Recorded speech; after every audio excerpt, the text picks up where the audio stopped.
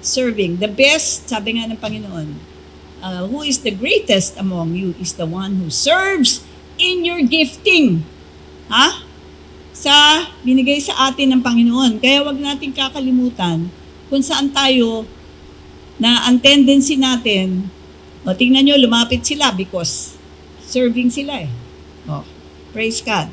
And those who harvest it will eat it and praise. Who gather the grapes will drink it on the courts of my sanctuary. Kaya huwag tayong mag-alala.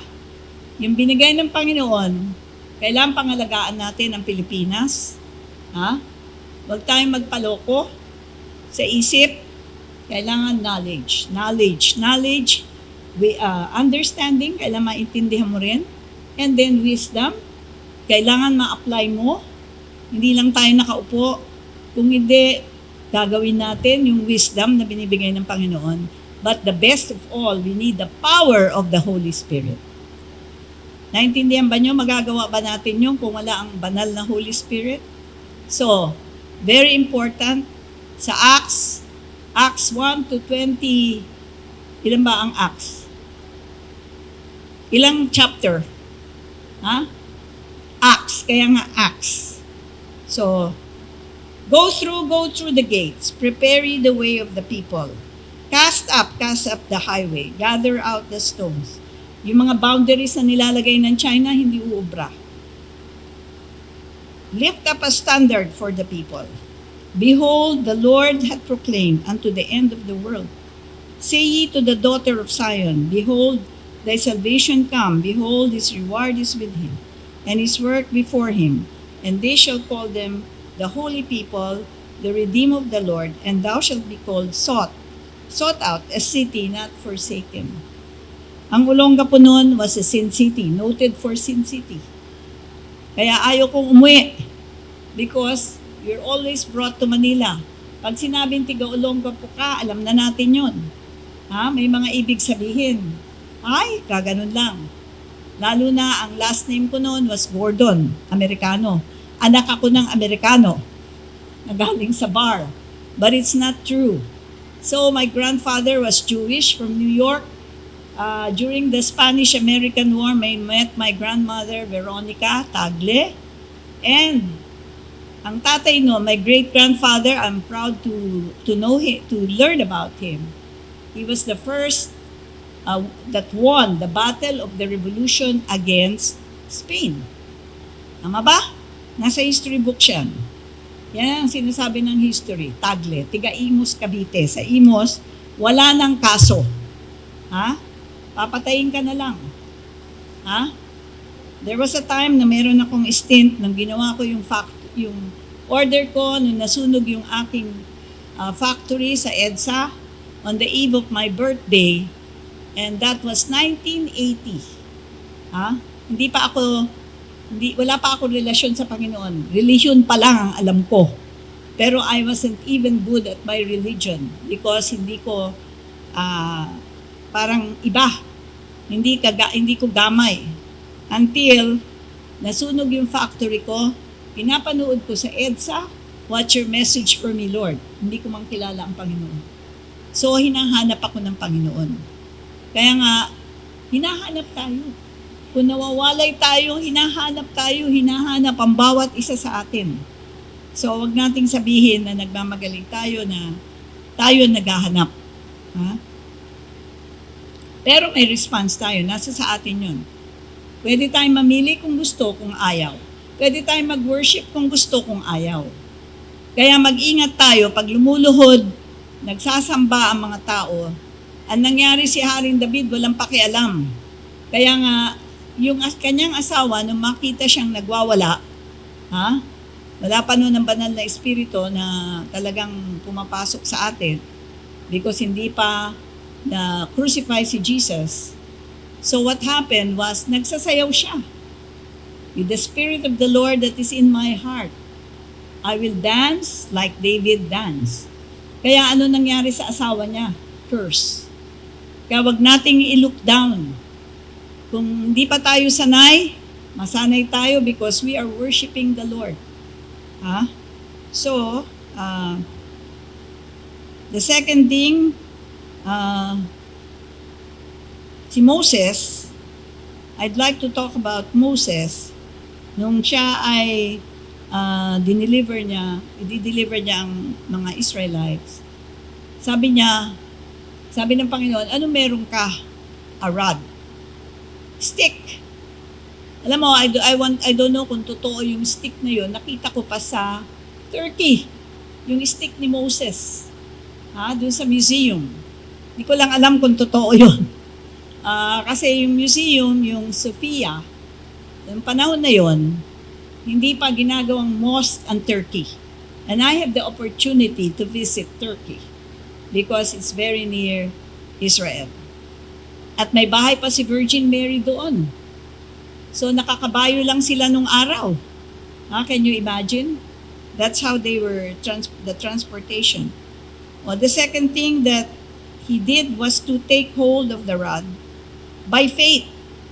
Nung sinabi ng Panginoon, kung ano sinabi ng Panginoon, paniwalaan natin.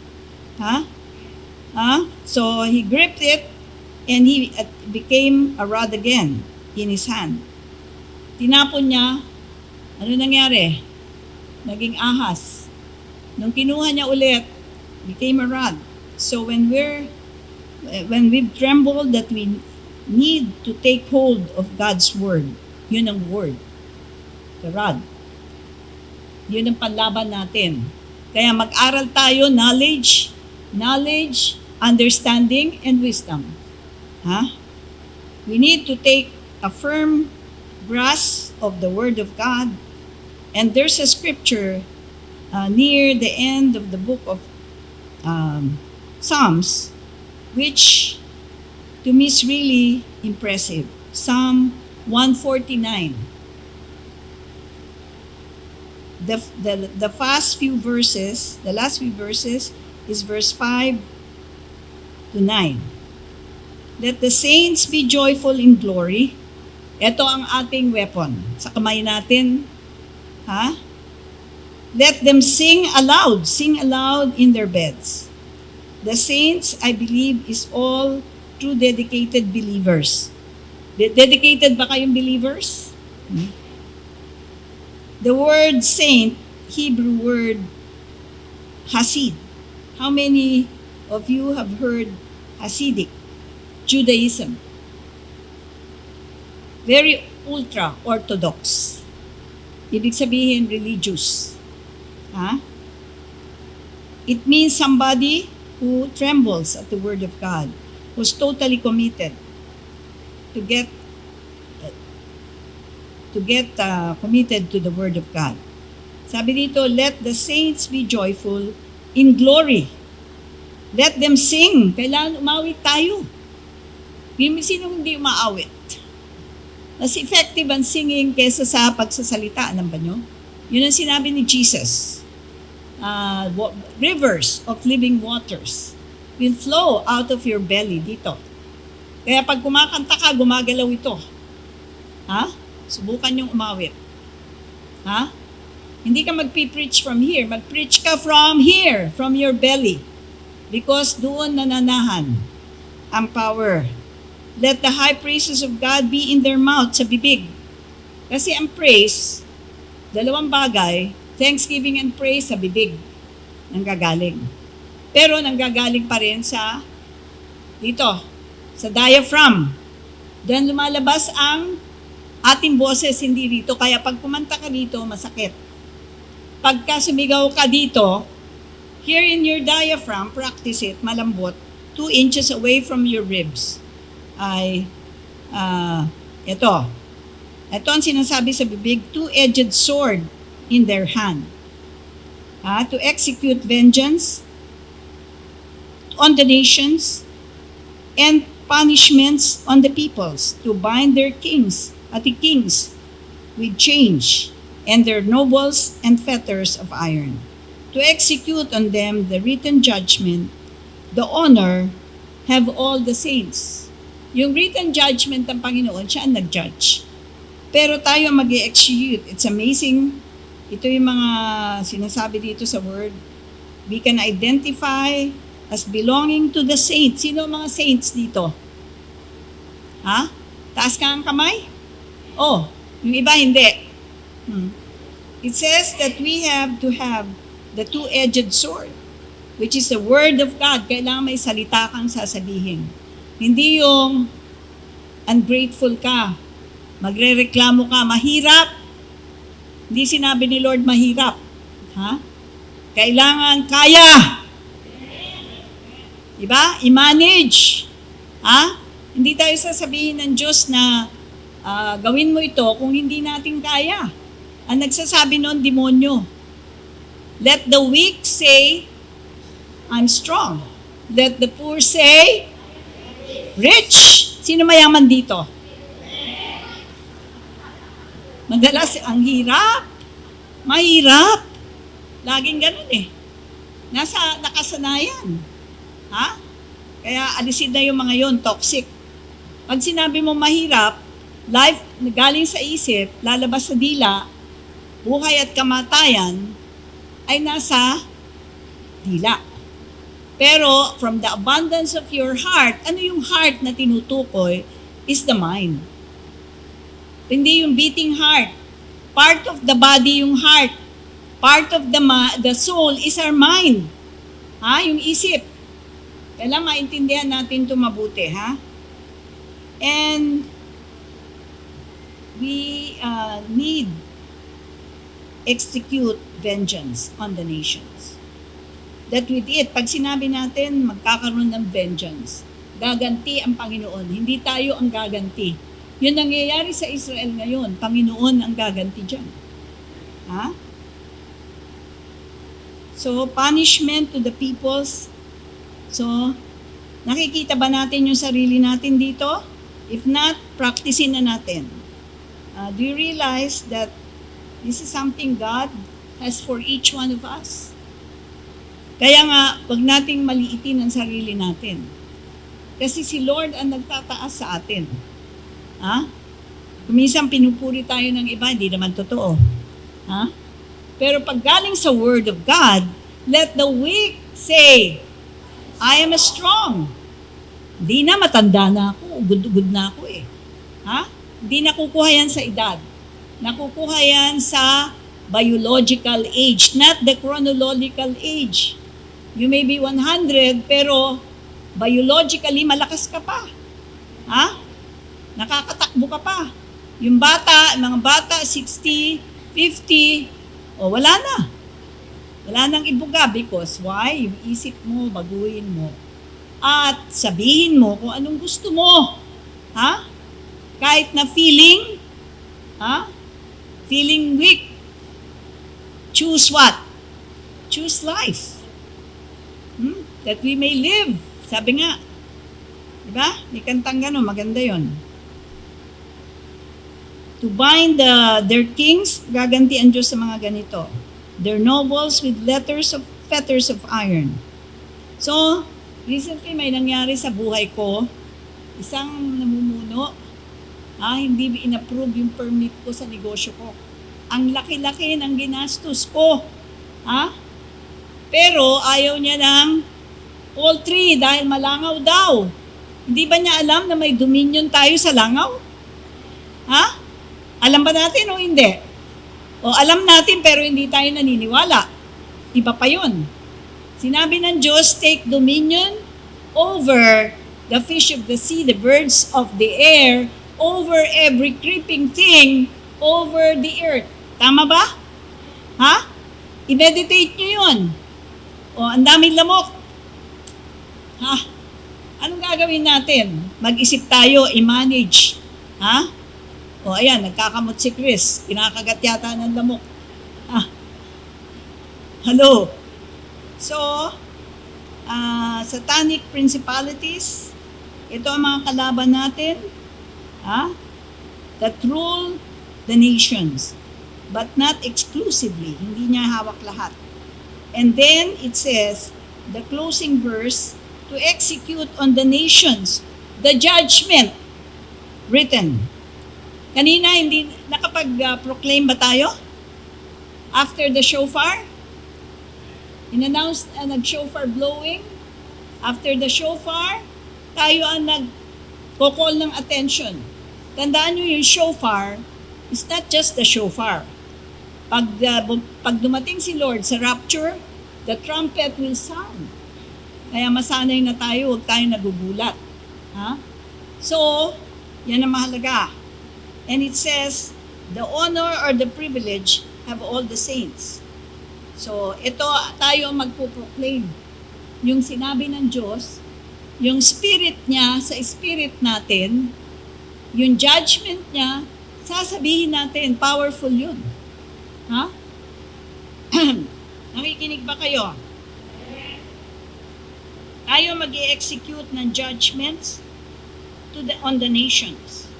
Kaya nga, mag-blow tayo ng shofar, alarm, then mag-proclaim tayo against itong nangyayari sa West Philippine Sea, itong nangyayari sa Israel, yung nangyayari sa buhay natin.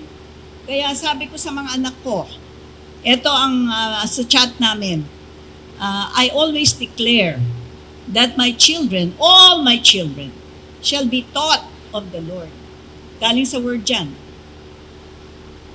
And my grandchildren, my great-grandchildren, shall be all taught of the Lord. And great is their peace. Praise God. Alam mo yung mga anak ko nagpasalamat. Because that is a proclamation. Very powerful. Kahit nakikita mo may taliwas, sabihin mo yon. Choice mo yon. Yun ang gusto mong mangyari, i-proclaim mo. Galing kay Lord yun. Galing yon, all my children shall be taught of the Lord. Di ba? Siya magtuturo, hindi ko na kayang turuan, matatanda na yung iba. Hindi na nakikinig. Kung ako, but si Lord, pag hiningi mo, yung sinabi mo, choice mo yun. And the Lord will listen, I believe. So the prayer life of many would be different.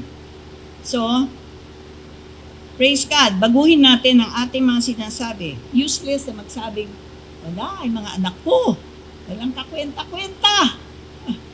Ano mas magandang sabihin?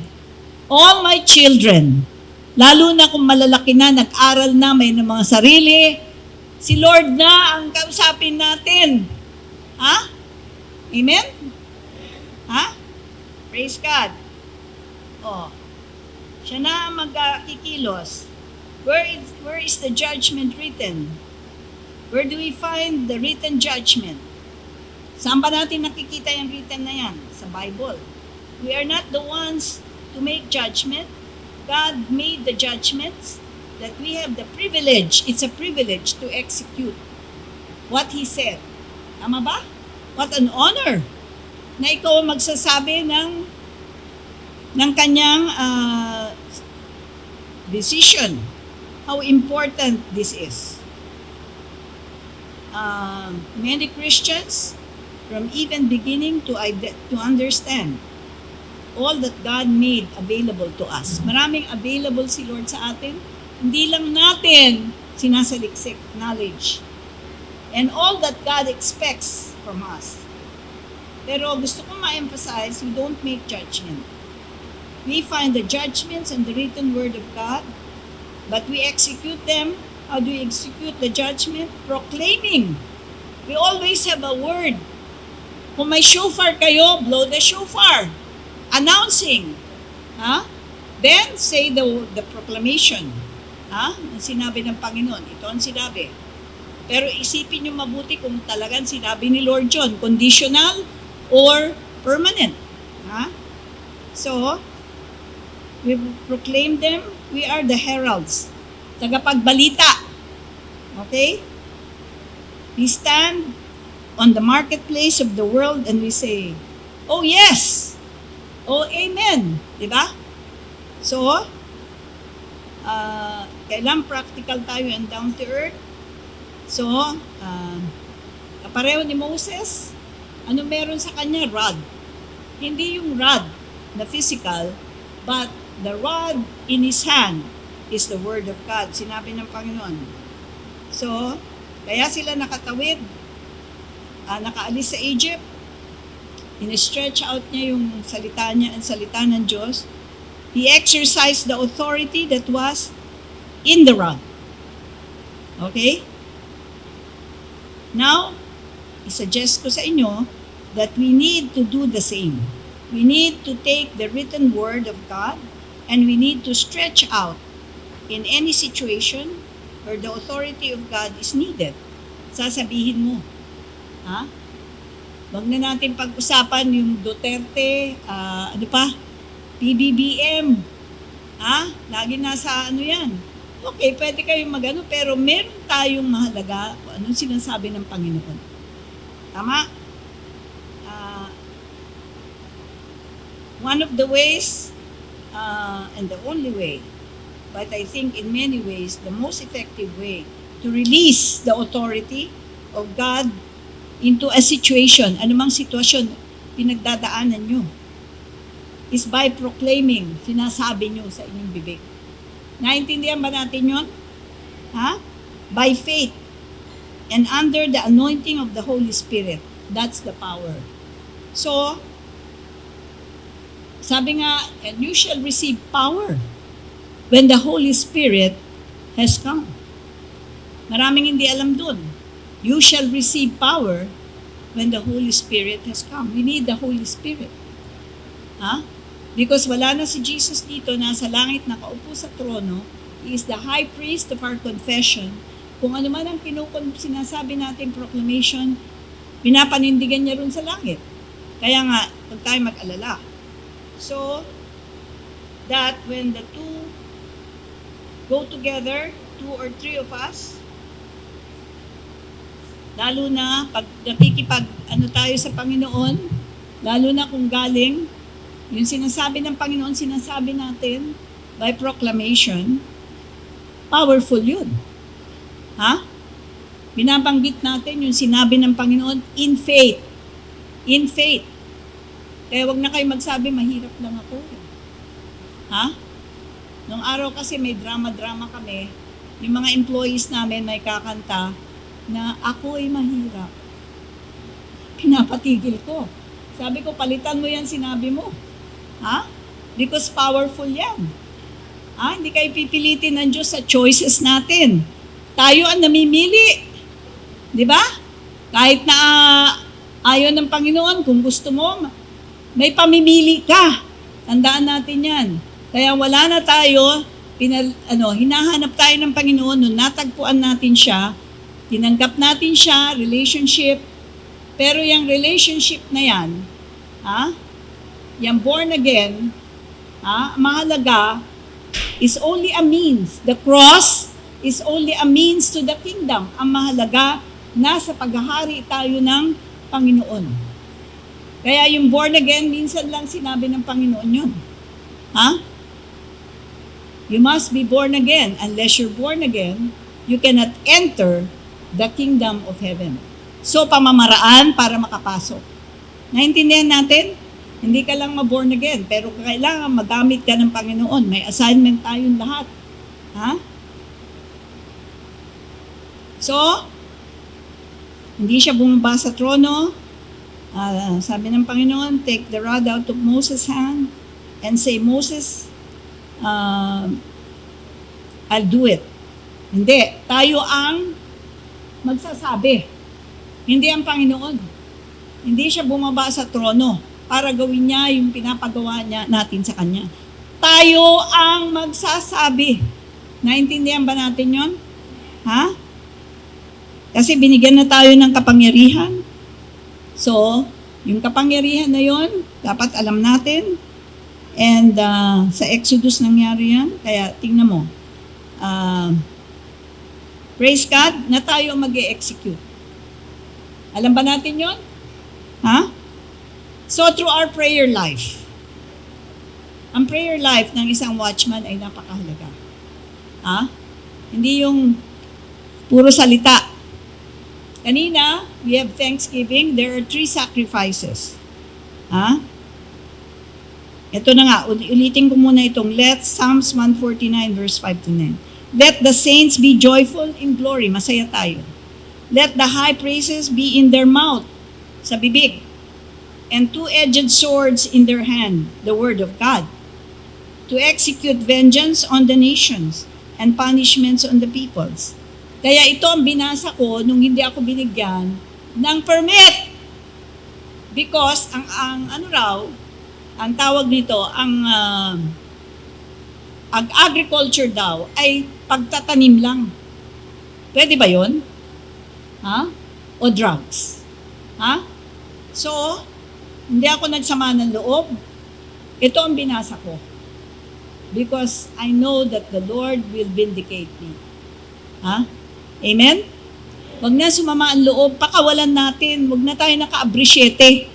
Ha? Kasi magiging katulad natin siya. Ha? Kaya like father, like son.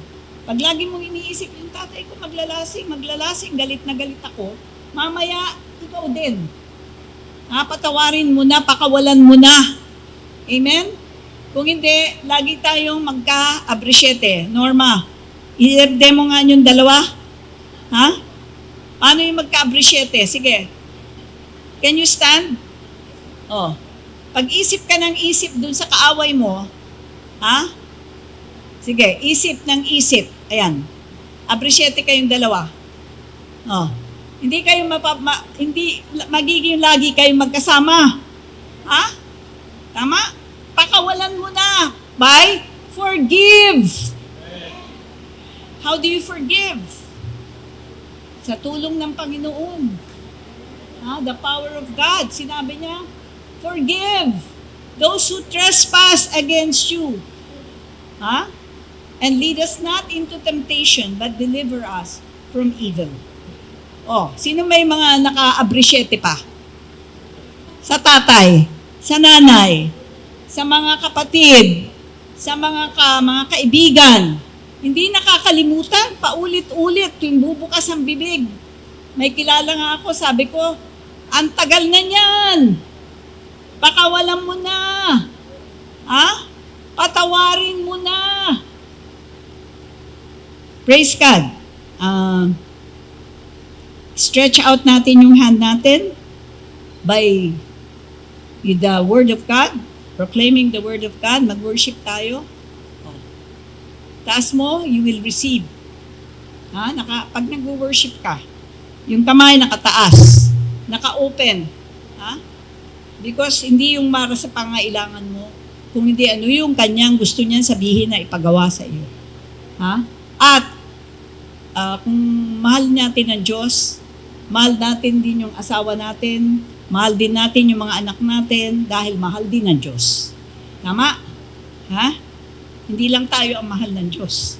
Ha? Mahal ng Diyos ang kanyang mga tupa. Amen? So, hindi siya bumaba sa trono para gamitin yung trabaho natin. Tayo ang gagawa. Tandaan natin yan. Hindi ka naghihintay, Lord, tulungan mo ako. Wala ka namang sinasabi. Hindi mo sinasabi yung salita niya. So, part 2, Psalm 91. Okay? Ito ang most powerful psalm to describe the times in which we live with main message is not times are bad. The very reason our confidence in God needs double strength as a counter message to the world view that make people nervous. Diba? Nag-aalala, lakas ng ulan, babaha, dahil sa kakahirit ng signal, emergency, emergency, emergency. Yung alert ng pag-asa. Tayo naman, ay naku, natakot na. Anong gagawin mo? Tumigil ka ulan, lumayas ka in the name of Jesus. Di ba? Ganun lang yun. Oh, wag mong tanggapin. So, yung nakikita ng Panginoon yun. We find the true security whose shadow you can be hidden from your enemies. Yan ang sinasabi sa Psalm 91. Ha? Itatago ka ng shadow ng Panginoon. Shadow nga lang eh. Di ba? Ha? Kaya nga, alisin na yung appreciate, hindi sasagutin ng Panginoon yung panalangin mo. Ha? Kaya hindi nasasagot dahil lagi kang nag-iisip, hindi mo pakawalan yung kalaban mo. Ha? Amen? Ha? Forgive. Forgive. Magpili ka, blessing or curse? Oh, may konsekwensya, ano? Ang konsekwensya. So, here we are gathered, Acts 3:15. Repentance ang una. Tapos, refreshing. Ha? Pag kang siga-siga, wala naman akong ginawang masama. Okay? Hindi isang masama. May hindi ka ginawa na pinapagawa ng Diyos. Ha? Amen? Wag mong patayin yung author of life, but God raised him from the dead. We are witnesses to this by faith in the name of Jesus. This man whom you see and know was made strong. It is Jesus' name. Jesus' name. And the faith that comes through him that has completely healed him, as you can all see. Ito yung sinasabi sa Psalm 91. Now, fellow Israelites, saan na ba ako? Ha? Okay. 17. Now, fellow Israelites, I know that you acted in ignorance, as did your leaders. But this is how God fulfilled what he had foretold through the prophets, saying that his Messiah would suffer. Repent then, and turn to God. Repent is turning. Hindi yung, sorry, hindi ganun. Ha? Magbabago ang isip. Wag mo nang ituloy. Kung ikaw lagi nagsisinungaling, ha? Wag ka nang magtuloy. Ha? So sorry ka, tapos mamaya, tuloy mo rin. Ha? Tigil mo na. Ha? So that your sins may be wiped out, that times of refreshing may come from the Lord. So, napakahalaga niyan. Kung may balak ka, lagi mong habit, hindi ka sumusunod, baguhin, ibahin mo na ang sinasabi mo. Hindi wala. Ano wala? Mahirap. Kaya. Di ba? By faith. Ha? At saka hindi magkakaroon. Meron na. Present tense. Faith is now. Amen? Hindi magagagaling. Kung hindi magaling na. Kuminsan hindi natin naiintindihan yung mga sinasabi natin. Faith is now, hindi future. Ha? Nakikinig ba tayo? Ha? Romans 8:11-14, as many as have been led together by the Spirit of God, they are the sons of God. Sons. Ano ba yung sons? Children ba? Kailangan nagmamature na. Ha? Hindi laging baby. O si Andrew 10, mature na. Ha? Son na. Kahit na ang age niya 10. Saan ba yung Andrew? Nawawala.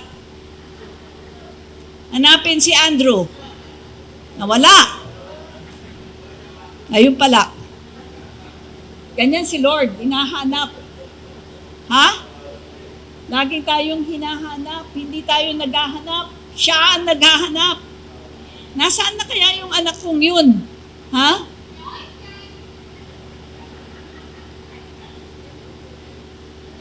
And the Spirit of Him, in verse 11, who raised Jesus from the dead, is living in you. He who raised Christ from the dead will also give life to your mortal bodies sa katawan natin because of the Spirit who lives in you. Ito, Romans 8:11-14. Sulat nyo. Therefore, in verse 12, brothers and sisters, we have an obligation. Meron tayong obligasyon. But it is not the flesh to live according to it. For if you live according to the flesh, yung katawan, you will die. But if by the Spirit you put to death the misdeeds of the body, ang katawan natin ang lumiliko-liko, you will live. For those who are led by the Spirit of God are the children of God. Mag-mature na tayo. Matthew 18:20, through worship and who, what, and where to worship. Ito magandang topic ito. For where there are 2 or 3 gathered in my name, there I am with them. Asahan natin, for God will raise the tabernacle of David in the last days. And Matthew 4:10, Jesus said to him, away from me. Anong uunahin mo? Serve or worship? Ito ang sabi ni Jesus. Sabi niya sa demonyo na nagtetempt, for it is written, worship the Lord. Yun ang protocol. Worship muna your God and serve Him only. Kaya baka silbi tayo ng silbi, ha? Hindi natin alam kung sino sinisilbihan. Dahil hindi tayo nag-worship, ha? And fellowship with God. So, yan ang mga ano dyan. Binanggit ko na yung menorah kanina. And whenever we come into God's presence, ano nire-require niya? Pag na tayo nagtipon-tipon, that we bring Him various gifts or sacrifices. Meron yung physical, katawan, pera, ha? But, the higher level is the spiritual. Not money or material possessions. On a higher level, there are 3 such spiritual gifts or sacrifices. Tandaan natin ito. Ha? They are distinct but naturally blend into one another. Thanksgiving. Magpasalamat muna tayo. Pag Lunes, Lunes na naman. Ha? Salamat sa trabahong binigay mo sa akin, Lord. Ha? Praise relates to God's greatness. Thanksgiving, His goodness. Binigyan ka ng trabaho, or mga anak, or mga pamilya. Worship relates to God's holiness. It's the attribute of God most difficult for the human mind to comprehend. Mahirap intindihin yan. Ha? Kung ayaw mong intindihin. As therefore is the most difficult of these 3 gifts, sacrifices to understand of and offer in any ways acceptable. Kailangan yung katanggap-tanggap. Hindi yung, kasi pag minsan may mga katulong ka, hindi yung gusto mo ang binibigay eh. Magluluto sila yung ayaw mo. Ha? Di ba?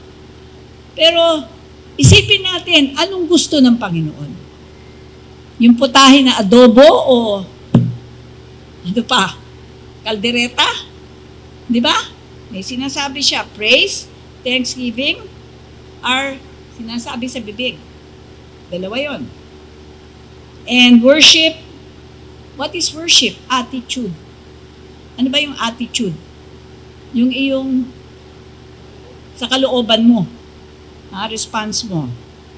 It is important to understand that every one of the word that's translated in the Bible referring to worship is a word that primarily describes attitude. Attitude. Sabihin natin, attitude. Ano ba ang attitude ko pag worship? Ha? Pag thanksgiving and praise, magsalita ka at umawit ka. Ha? Purihin mo siya. Because God inhabits, nanana ng Diyos sa praises of His people. Kung gusto mong umalis ang diablo, magpuri ka. Tandaan mo yan. So, Hebrew word translation of the Old Testament and in the Greek, the New Testament. Yun, worship. Ha? Attitude. Associated with worship. Ano yun? There are ways, yung attitude natin, i-release natin. Bow the head or the upper body. Nakayuko. Exodus 4:31, bowing down and stretching of the hand with expectancy. Nakaganong ka. Ha? Hintay mo, hindi lang pera ha, hindi yung mga hinihingi mo. Kung hindi, yung sasabihin ng Panginoon sa atin. Ha? Kneel, lumuhod. Psalms 95, bow down and then kneel. One of the ways to be blessed, kneeling, is blessing God. Gusto niyong i-bless si Lord, di lang bibig, lumuhod. Amen? Number 3, to fall or to prostrate. Pwede kang yumuko na kagano ng mukha mo sa floor. Prostrate. Di ba? Leviticus 94, fire came out from the presence of the Lord and consumed the burnt offerings and the fat portions on the altar. And when all the people saw it, they shouted for joy and fell face down. Ganun na nangyari. Ha? 1 Kings 18, 38 to 39, then the fire of the Lord fell and burned up the sacrifice, the wood, the stones and the soil also licked up the water in the trench. Verse 39, when all the people saw this, they fell prostrate and cried, "The Lord, He is God. The Lord, He is God." Amen? Revelations 4, 9 to 10. Whenever the living creatures give glory, honor, and thanks to Him who sits on the throne and who lives forever and ever. Then the 24 elders fall down before Him.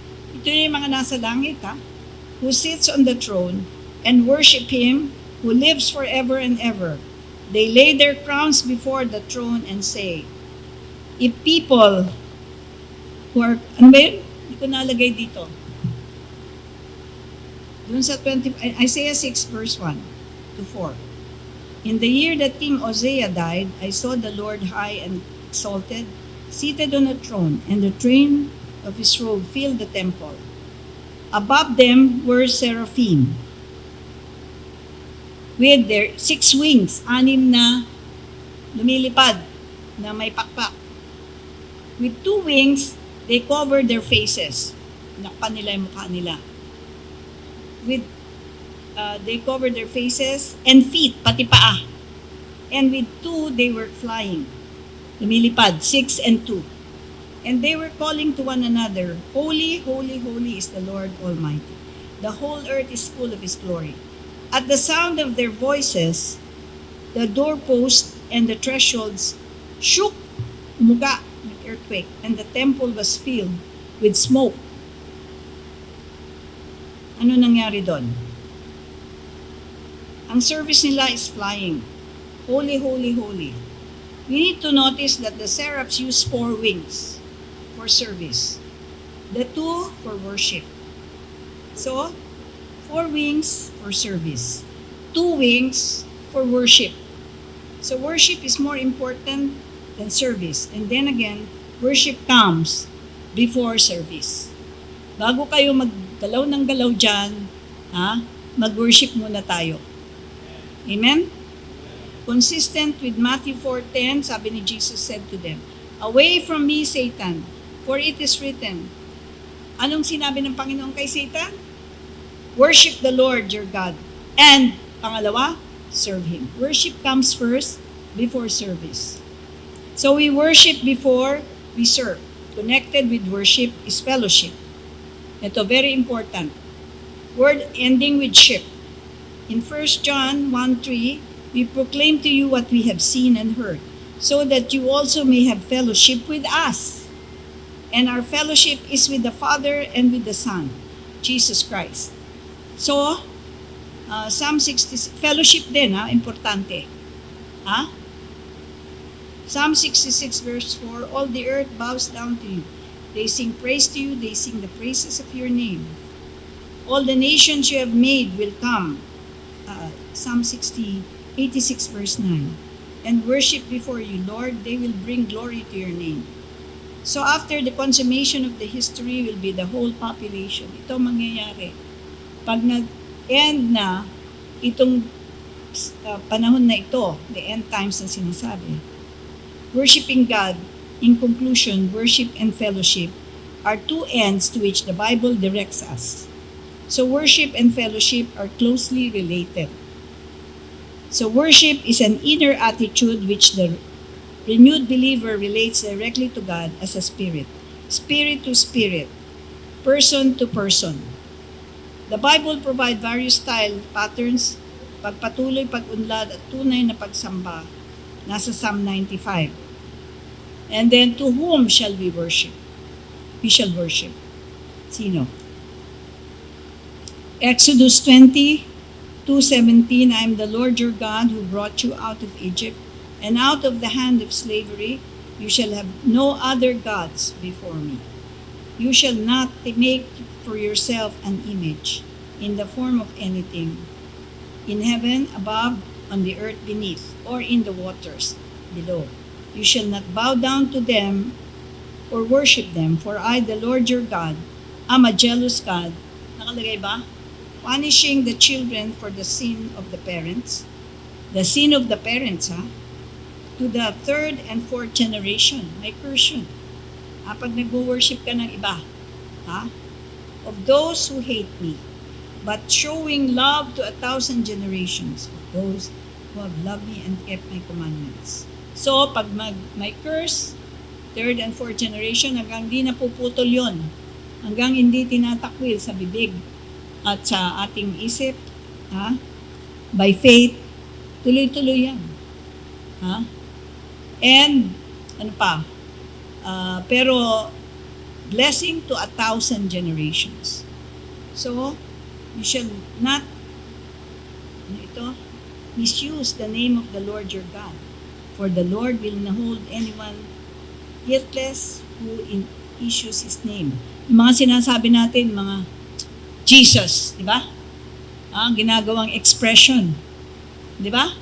Na in vain, ginagamit yun. Remember the Sabbath day by keeping it holy. 6 days you shall labor and do all your work. 10, but the 7th day is a Sabbath to the Lord your God. Sabbath nga eh. Saturday yun. Ang ginawa nung king, nung emperor, nung Roman Empire, ginawang Sunday. Imbes na Saturday. Kaya nga tayo nakagawian natin yun. Kasi Sunday worship siya. Sun worshipper. Tandaan natin yung pinagmulan na yan. Ha? Hindi na nabago. Ha? Kaya Sunday, sa mga Hudyo, Saturday. Sabbath. Ha? On it you shall not do any work, neither you nor your son or daughter, nor your animals, nor any foreigner residing in your towns. If in 6 days the Lord made the heavens and the earth, the sea and all that is in them, but He rested on the 7th day. Therefore the Lord blessed the Sabbath day and made it holy. 7th day is not Sunday. It's on a Saturday. Tama ba? Correct me if I'm wrong. Kaya bahala na kayo. Ha? Honor your father and your mother so that you may live long in the land the Lord your God is giving you. You shall not murder. You shall not. Ito yung 10 commandments. Ha? Not adultery. You shall not steal. Hindi natin to kaya because these are laws. But nung dumating si Jesus, isang commandment lang. Thou shalt love the Lord your God with all your heart, with all your strength. Praise God. So, God will not share His worship to anyone, no other but Him. The implication of bowing down is always the indication of worship. Pag yumupo ka. Bowing down and worshiping are unanimous. Bowing down worship is equal to worship. Evil consequences is passed on to the next and third and fourth generations. Do not forget to worship. Leads to service. Whatever we worship leads to serving. Mag-ingat tayo, baka yung wino-worship nyo, hindi pala the true God. Ha? Matthew 4:8 to 10. Matthew 4:8 to 10.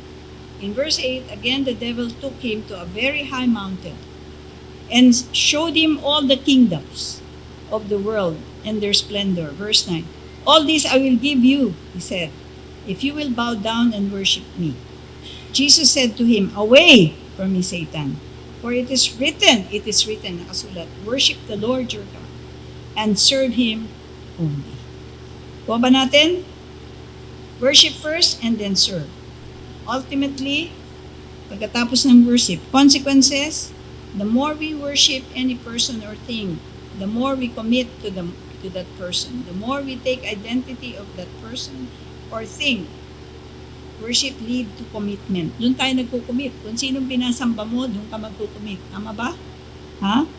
And originally, man was created to worship the Lord. He cannot change his nature. Nature natin yun. All he can change is the direction from a true God to a false God. Natural sa atin na magsamba. Pero yung direction natin, yun lang mababago. Sino ba ang worship mo? And those who refuse from worship the true God to a false God, yun. We can refuse. Tama ba? May choice tayo eh. Kaya nga, kailangan malaman natin kung tama. What are the false gods that people commonly worship? Ito. Actual idols of wood and stones. Man frequently worship his own physical desires. Hedonism, worship of pleasure.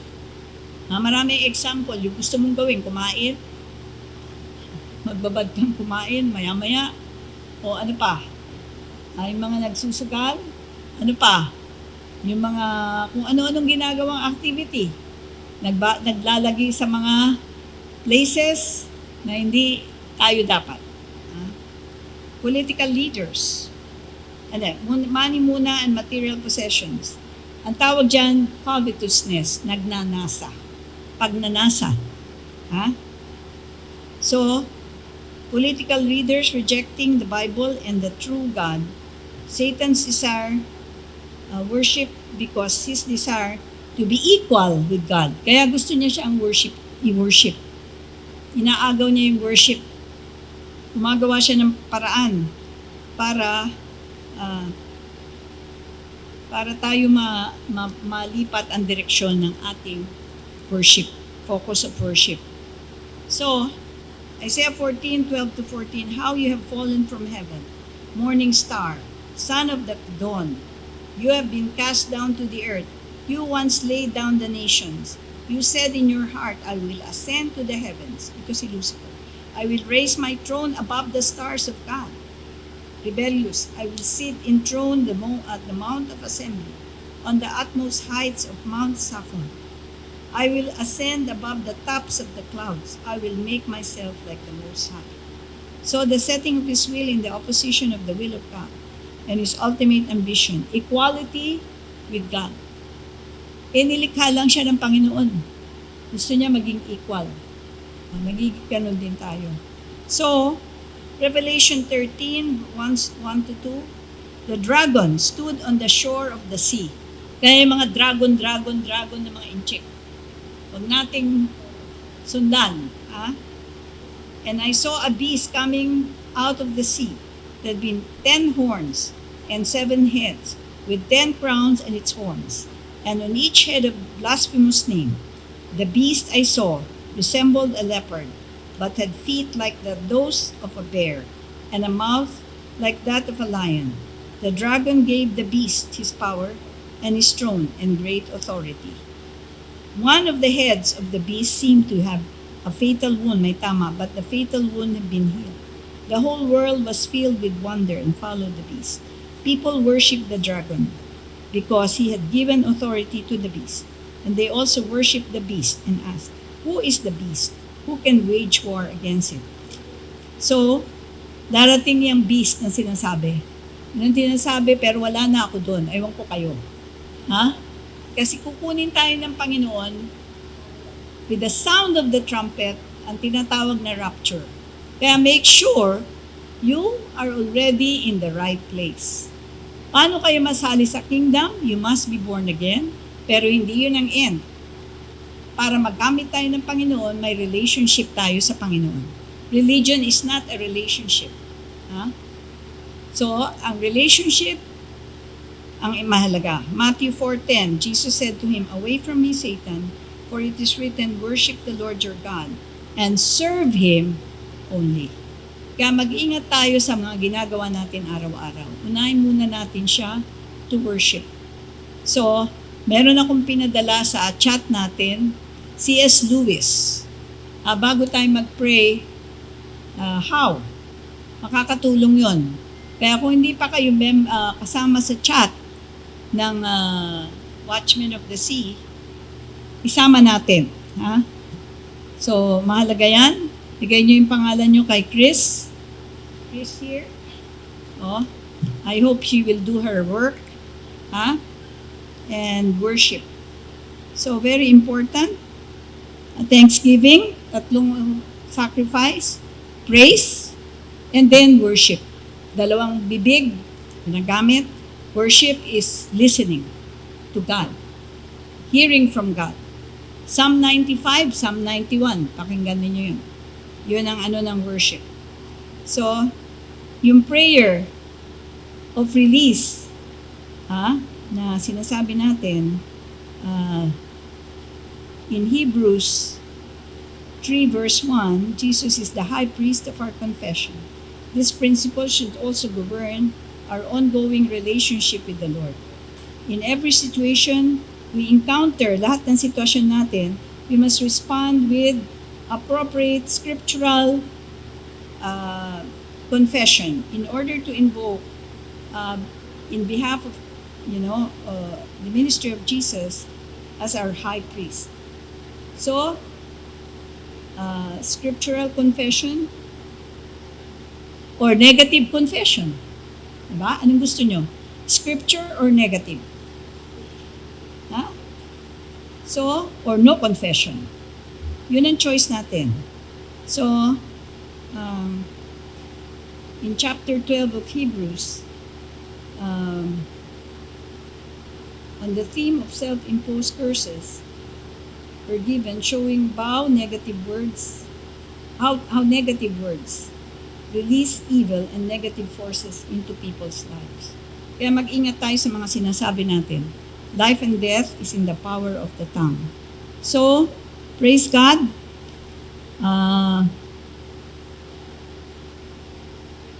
Three main differences. First of all, confession on the biblical sense. And yun ang pangako ng Biblia. Second, confession. Attach any particular promises. May pangako ang Diyos. Conditional yun. So, saka na natin to i-discuss in the next meeting. And I believe, God, that you have listened. And you will obey what the Word of God says. So, we cannot be in rebellion, but we are to be in submission to the Lord.